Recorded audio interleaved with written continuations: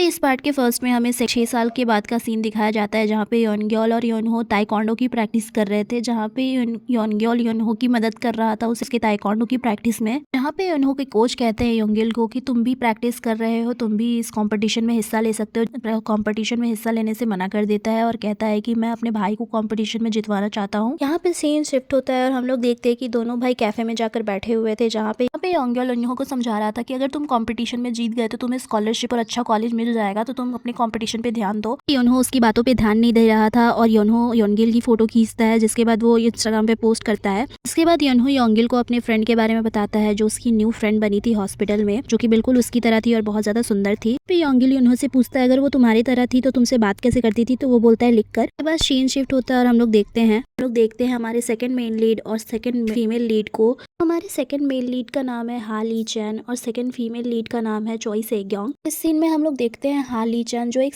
Ice cream parlour में काम करता था, चोई सेग्योंग को देख के वह उसे इम्प्रेस करने की कोशिश करने लगता है कि हमारे हा ली चैन को चोई सेग्योंग से लव एट फर्स्ट साइट हो जाता है। चोई सेग्योंग उसको अपना ऑर्डर देती है, जहाँ पे वो वाटरमेलन फ्लेवर की आइसक्रीम मांगती है। जिसके बाद हा ली चैन उसे 3-4 स्कूप आइसक्रीम भर कर दे देता है, जिसे वो लेने से मना कर देती है। बट हा ली चैन उसके पीछे पीछे वो आइसक्रीम लेके जाने लगता है। जिसके बाद उसका फ्रेंड आ जाता है, जो बोलता है कि तुम्हारी ग्रैंडमा तुम्हारे पीछे आ रही है तुम्हें मारने के लिए। इसके बाद हा ली चैन को सेग्योंग को उसकी आइसक्रीम देने के बाद भागना पड़ता है, जहाँ पे वो अपना नाम बताता है उसे कि मेरा नाम हा ली चैन है। जिसके बाद सेग्योंग भी शॉक रह जाती है। इसके बाद हम हा ली चैन की ग्रैंडमा को देखते हैं, जो उसे पार्ट टाइम जॉब करने से मना कर रही थी और उसे मारने के लिए उसके पीछे दौड़ रही थी। जहाँ पे हा ली चैन कहता है कि मैं आपकी हेल्प करना चाहता हूँ, इसीलिए मैं पार्ट टाइम जॉब करता हूँ, लेकिन उसकी दादी नहीं मानती और उसके पीछे दौड़ने लगती। जहाँ पे वह एक औरत से टकरा जाता है, जिससे उसके सारा खाना उसके ऊपर गिर जाता है। जिसके बाद उसकी दादी उसे पकड़ने ही वाली होती है कि अपना जैकेट और बैग वहीं पे फेंक देता है और लंबी छलांग मारता है। जिसके बाद वो जल्दी से भाग जाता है। सीन शिफ्ट होता है और हम योनहो और योनगिल को देखते हैं, जो अपनी मदर के पास थे। पर उनकी मदर उनको कह रही थी कि तुम्हारे पापा तुम्हारी तारीफ कर रहे हैं अपने दोस्तों के सामने और ये बहुत ज्यादा ड्रिंक कर चुके हैं, इसलिए इनको घर लेके जाओ। वहाँ पर हम लोग देखते हैं योनगिल के फादर लास्ट ड्रिंक पीते हैं और वहीं पे बेहोश हो जाते हैं। जिसके बाद योनगिल और योनहो उनको ले जाते हैं अपने घर, जहाँ पे उनके फादर अचानक से उठकर बैठ जाते हैं और योनगिल को कहते हैं कि मैं तुम्हें और योनहो को पाकर बहुत ज्यादा खुश हूँ।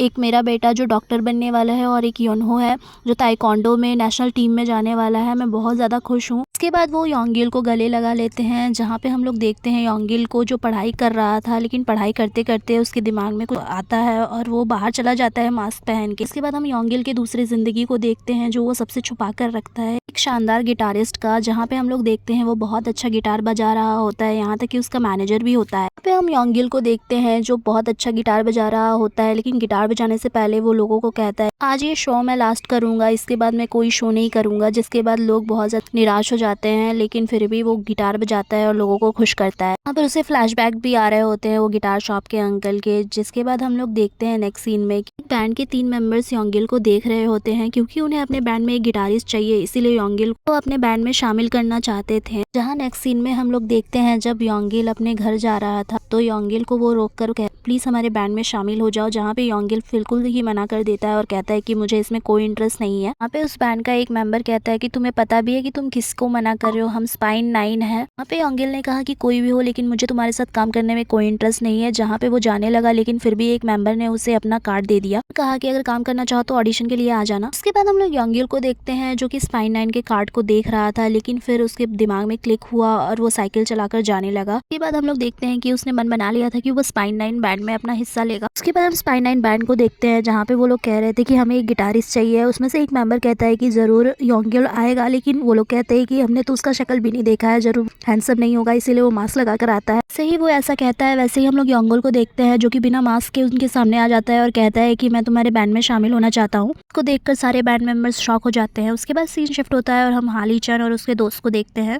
फिर उसके दोस्त का नाम था ओ माजू, जहाँ पे हा ली चैन ओ माजू से कह रहा था कि मुझे चोई सेग्योंग से प्यार हो गया और मुझे उसको अपनी गर्लफ्रेंड बनाना है। उसके बाद वो बताता है कि जब मैं आइसक्रीम पार्लर में काम कर रहा था और जैसे ही वो आइसक्रीम पार्लर के अंदर आई, मुझे ऐसा लगा कि एक एंजल आ गई हो। ठीक उसी समय मुझे उससे प्यार हो गया और मुझे उसको अपनी गर्लफ्रेंड बनाना करना है, भाई प्लीज उसके बारे में पता लगाओ क्योंकि मैं उसे प्रपोज करने वाला हूँ। जहाँ पे ये बातें ओमाजू सुनकर कहता है कि तू पागल हो गया है, क्या तुझे पता भी है चोई सेग्योंग कौन है। जिसके बाद ओमाजू चोई सेग्योंग के बारे में बताने लगता है, वो जहाँ पे वो कहता है कि चोई सेग्योंग एक चेलो की आर्टिस्ट है जो कि बहुत ज्यादा टैलेंटेड है। यहाँ तक कि लोग उसकी एक झलक देखने के लिए एक एक दिन का इंतजार करते हैं। यहाँ तक कि एजेंट्स भी उसके पीछे पीछे घूमते हैं कि उसे एक दिन स्टार बना देंगे, बट उसे इन सब में कोई इंटरेस्ट नहीं है। यहाँ तक कि उसका स्केड्यूल एक सेलिब्रिटी से भी ज्यादा बिजी है और उसका फैमिली बैकग्राउंड तो बहुत ही ज्यादा एलीट है। उसके बाद सीन शिफ्ट होता है और हम लोग देखते हैं जहाँ चोई सेग्योंग परफॉर्म करने वाली थी उस पार्टी में ये लोग दोनों बाहर से उसे देख रहे थे। यहाँ पे एक लड़के को पॉइंट आउट करके ओमाजू कहता है कि ये लड़का चोई सेग्योंग का बॉयफ्रेंड है, इनकी सगाई भी फिक्स हो गई है। जो सुन के लीचन कहता है कि कोई बात नहीं, लेकिन फिर भी मैं उसी से शादी करूंगा। सुन के ओमाजू कहता है कि वो एक मेडिकल स्टूडेंट है, यहाँ तक कि वो बहुत ज्यादा हैंडसम भी है तो उससे कम्पीट भी नहीं कर पाएगा। जिसके बाद ओमाजू देखता है कि लीचैन उसकी बातें सुने बिना ही अंदर चला गया है। उसके बाद हम लीचैन को देखते हैं जो चोई सेग्योंग की परफॉर्मेंस को देख रहा था, जहाँ पे उसकी परफॉर्मेंस खत्म हो जाती है और लीचैन देखता है कि उसकी दोस्त वहाँ पे आकर उसे पकड़ और उससे पूछने लगती है कि इस प्राइवेट पार्टी में उसे किसने बुलाया है, जहाँ पे वो अलग अलग नाम लेता है लेकिन फिर भी उसे नहीं जाने देती। जिसके बाद हम सेग्योंग को देखते हैं जो कि बोलती है कि इसे मैंने बुलाया है, शायद मैंने उस दिन आइसक्रीम के पैसे इसको नहीं दिए थे।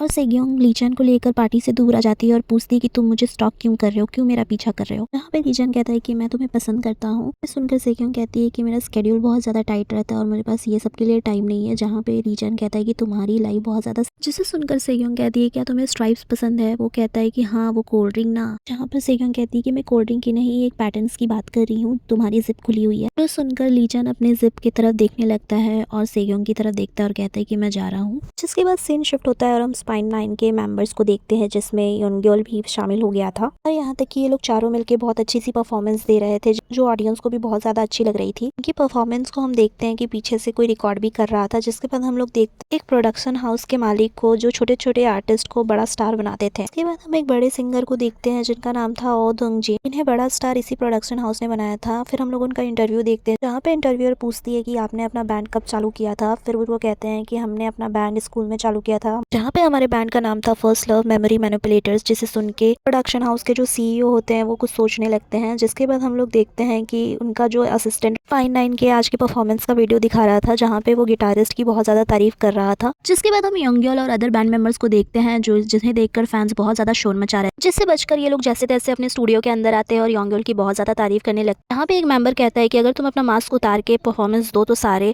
फैंस और भी ज्यादा खुश हो जाएंगे। इसके बाद हम स्पाइन 9 के मैनेजर को देखते हैं जहाँ वो कहते हैं कि हमारे पास दो न्यूज है, एक बुरी और एक अच्छी। यहाँ पे स्पाइन 9 के सारे मेंबर कहते हैं कि आप अच्छी न्यूज बाद में सुनाना, पहले बुरी न्यूज सुना। जिसके बाद मैनेजर कहते हैं कि अब टाइम आ गया है कि हमें अलग होना पड़ेगा। जिसके बाद सारे मेंबर्स कहने लगते हैं कि आपने तो कहा था कि हम अच्छा कर रहे हैं तो हमें क्यों अलग होना पड़ेगा। जिसके बाद वो अच्छी न्यूज सुनाते हैं जहाँ पे वो कहते हैं कि हमें एमजे एंटरटेनमेंट सिलेक्ट कर लिया है। जिसके बाद वो लोग बहुत ही ज्यादा खुश हो जाते हैं। उसके बाद हमें एक रेस्टोरेंट का सीन दिखाया जाता है जहाँ पे वो लोग सारे मिलकर खाना खा रहे थे, जहाँ पे योंग्योल अपने बैंड मेंबर से पूछता है कि एमजे एंटरटेनमेंट क्या है। जहाँ पे वो लोग बताते हैं कि एक प्रोडक्शन हाउस है जहाँ पे बहुत सारे लोगों अपना डेब्यू किया था और आज वो बहुत अच्छे सिंगर्स या बैंड मेंबर्स हैं। जो सुन के योंग्योल बहुत ही ज्यादा खुश हो जाता है। जिसके बाद हम लोग देखते हैं योंग्योल को एक मैसेज आता है उसके फादर का, जहाँ पे वो कहते हैं मेरा एक एक्सीडेंट हो गया है तो जल्दी से पुलिस स्टेशन आ जाओ। जहाँ पे उसके बैंड मेंबर्स पूछते हैं कि तुम कहाँ जा रहे हो, तो वो किसी को कुछ नहीं बताता और जल्दी से भागकर फादर के पास जाता है। यहाँ पे हम लोग पुलिस स्टेशन में देखते हैं जहाँ योंग्योल के फादर और उसकी पुरानी मकान मालकिन बैठी हुई थी, जहाँ पे उसकी मकान मालकिन का कहना था कि मैंने ही इनकी शॉप में अपनी गाड़ी घुसाई थी। जहाँ पे योंग्योल के फादर कह रहे थे कि नहीं, जो गाड़ी से निकला था वो एक लड़का था, ना कि ये थी। जिसके बाद मकान मालकिन कहती है कि अगर मैं गुनहगार नहीं होती तो मैं यहाँ आती ही क्यों। जहाँ पे पुलिस वाले कहते हैं हमने तो आपको बुलाया था, आप तो खुद से नहीं आई थी। उसके बाद हम लोग योंग्योल को देखते हैं जो भागकर अपने फादर के पास आता है और पूछता है कि आपको चोट लगी है। जहाँ पे उसके फादर कहते हैं कि नहीं मैं ठीक हूँ। फिर योंग्योल पुलिस ऑफिसर से पूछता है कि मुझे पूरी बात बताइए कि क्या हुआ था। जहाँ पे पुलिस ऑफिसर कहते हैं कि तुम्हारे फादर के रेस्टोरेंट में ये औरत अपनी कार लेके चली गई थी, लेकिन तुम्हारे फादर कह रहे कि ये वो औरत नहीं थी जो कार लेकर आई थी, उसमें से एक लड़का निकला। हम क्लियरली देख पा रहे थे कि मकान मालकिन अपने बेटे को बचाने की कोशिश कर रही थी जो कि बहुत ज्यादा बदमाश था। यहाँ पे योंग्योल अपने फादर को कहता है कि आप छोड़ दीजिए इस केस को, लेकिन फिर भी योंग्योल के फादर नहीं मानते और कहते हैं कि मैं उस लड़के को सजा दिलाकर रहूंगा। उसके बाद योंग्योल भी हार मानकर अपने फादर की तरफ से उस पुलिस ऑफिसर को कहता है कि मेरे फादर ने एक लड़के को ही देखा था, प्लीज आप उस लड़के को ढूंढिए। जहाँ पे मकान मालकिन रोने लगती है और कहती है कि मेरे बेटे को बस फंसाने की कोशिश की जा रही है।